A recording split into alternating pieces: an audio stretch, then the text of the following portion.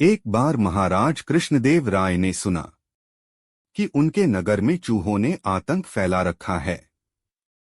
चूहों से छुटकारा पाने के लिए महाराज ने 1000 बिल्लियां पालने का निर्णय लिया।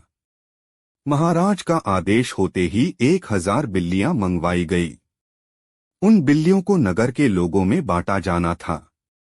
जिसे बिल्ली दी गई उसे साथ में एक गाय भी दी गई, ताकि उसका दूध पिलाकर बिल्ली को पाला जा सके। चूहों से सभी लोग परेशान थे। जब बिल्लियां बंट रही थी तो लोगों की लंबी लंबी कतारें लग गई थीं। इस अवसर पर तेनालीरामन भी एक कतार में खड़ा हो गया। जब उसकी बारी आई तो उसे भी एक बिल्ली और साथ में एक गाय दे दी गई। बिल्ली को घर ले जाकर उसने गर्मागर्म एक कटोरा दूध उसे पीने को दिया। बिल्ली भूखी थी। बेचारी ने जैसे ही कटोरे में मुंह मारा तो गर्म दूध से उसका मुहर बुरी तरह जल गया। इसके बाद बिल्ली के आगे जब दूध रखा जाता, चाहे वह ठंडा ही क्यों न हो, बिल्ली वहां से भाग खड़ी होती। गाय का सारा दूध अब तेनालीराम व उसके परिवार के अन्य सदस्य ही पी जाते।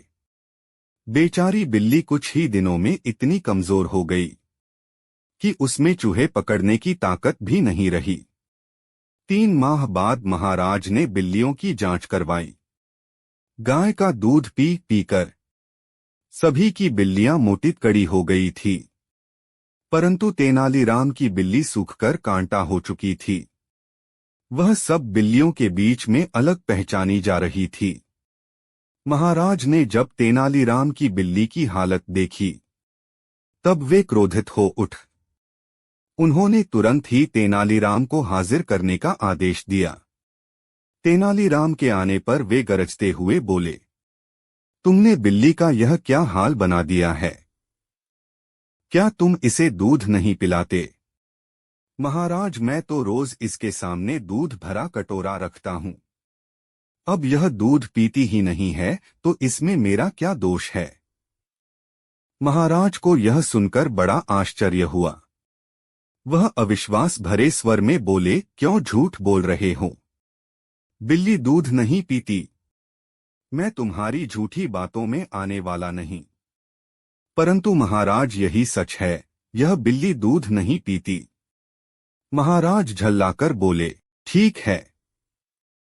यदि तुम्हारी बात सच निकली तो तुम्हें 100 स्वर्ण मुद्राएं दी जाएंगी, अन्यथा 100 कोड़ों की सजा मिलेगी।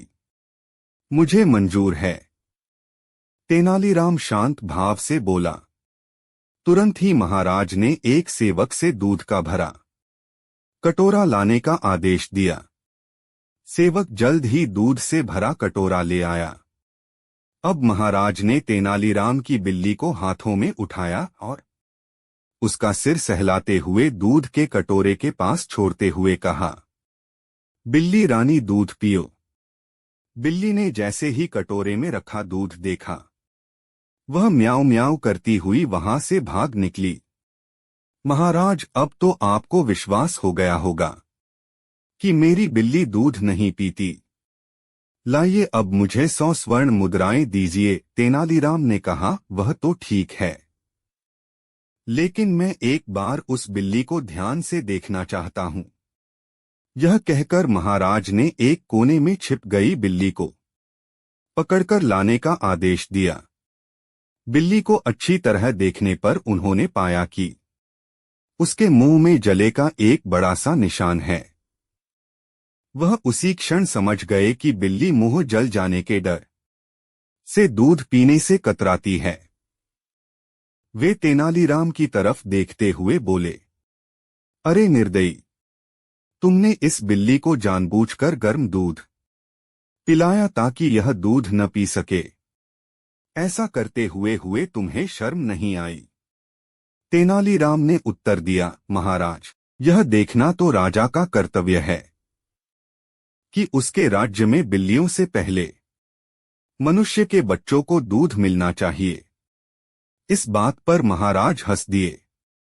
उन्होंने तेनालीराम को तुरंत ही 1000 स्वर्ण मुद्राएं भेंट की और बोले, तुम्हारा कहना ठीक है, परंतु मैं आशा करता हूं कि भविष्य में तुम बेजुबान पशुओं के साथ दुष्टता नहीं करोगे। Posted bye कहानीबाज। फ्रेंड्स, आपको ये कहानी कैसी लगी?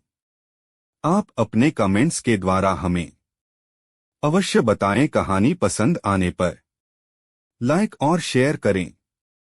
ऐसी ही कहानी के लिए हमें सब्सक्राइब कर लें। थैंक्स।